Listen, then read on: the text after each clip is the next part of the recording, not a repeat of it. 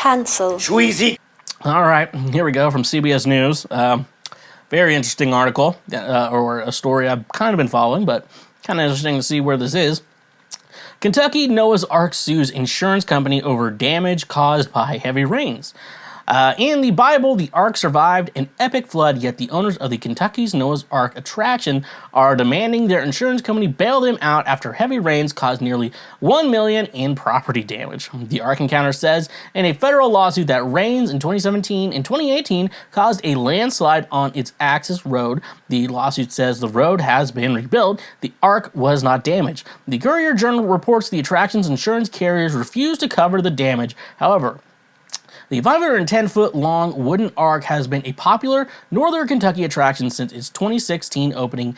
Answers in Genesis, the company that operates the Ark Encounter, also operates the Creation Museum in Petersburg, which opened its door in 2007. The suits named Allied World Assurance Company Holdings of Switzerland, its use company, and 3 other insurance carriers. Ark Encounter seeks compensatory and punitive damage. The Swiss company had responded in court filings. So I remember, like, when I heard the article, it was like, the Ark Encounter in Kentucky has flooded.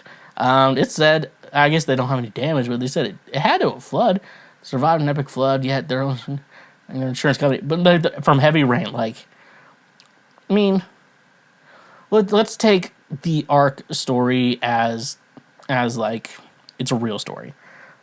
Like, the actual Ark is gonna get some damage on it. Like, don't boats just get damage on it just from use? Like cars get damaged just from wear and tear. Like, in using a car, like you can comes with damages that happen to it. That's just how things work. You know, I play guitar, and so like just playing guitar, like the guitar gets damaged. The strings break. Sometimes electronics go bad. Weather can happen, so wood can do weird ass shit.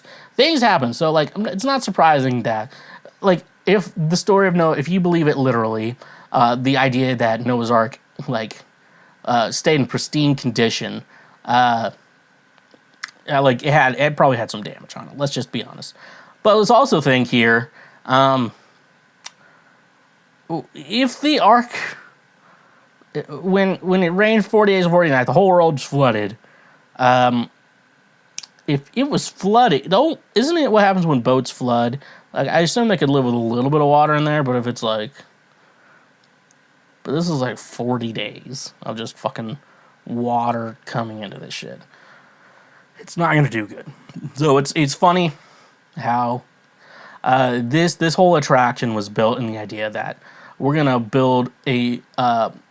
rebuild Noah's Ark, like down every specification that the Bible says, and exactly what it is, so everyone can see how big it is, and it just in the historical context, because consider your belief in God, or whatever. A lot of parts of the Bible are historic in some construct, because it's like saying King David existed. Like, we know that. A lot of people have written down like the idea of a man named Jesus, whether it could have been multiple guys, could have been one guy, yada yada yada, whatever you want to believe. There's that idea too, and like kings of Israel, like that stuff is written down. Like, things that are like written down properly and shit like that, like tend to be real to some extent. However though, this Noah's Ark stuff was like more than likely, because I think Moses wrote Genesis technically, and probably how Moses heard it was like verbally down from generation to generation. So I don't know if they had the specifications of how this Ark was supposed to be correctly. Regardless of that though, so that could be a problem too. They may not have built it correctly. Anyways though, I think it's funny because they came out with this Ark exhibit. They're like, they had the balls to say that, hey, this boat was created, or the Ark was created specifically from the Bible, and it did survive 40 days and 40 nights, and then however the fuck long it took for the water to actually go back down and for there to be land again. They said this would survive that in that case, and then it wouldn't. And we know it wouldn't. And like they're like, just in case, let's get insurance. They're like, they had the balls to say that, but they're like, we do need to get like property insurance for like property damage and stuff like that. We should probably get that too, just in case. Because I would think if an actual flood happened, I think that thing would fucking break immediately. Funny enough, they got insurance because I would have. They talked it up, but they don't have the balls to be like, let's just get insurance. Like, I know if you have like employees, like you gotta get insurance for that shit, but like they're like property damage, like really don't have the balls for that. Anyways, though, it's pretty funny that it flooded, and now they're trying to get money back from damages. And I really like that.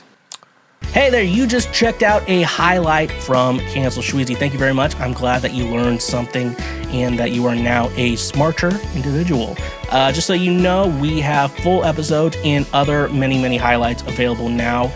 Click here for the next best thing that you can go check out as well. And make sure you press that subscribe button and press that notification bell. That way you get updated anytime we make a new post or anytime that we make a new highlight or full episode. So thank you, honk if you love butt drugs, and stay awesome.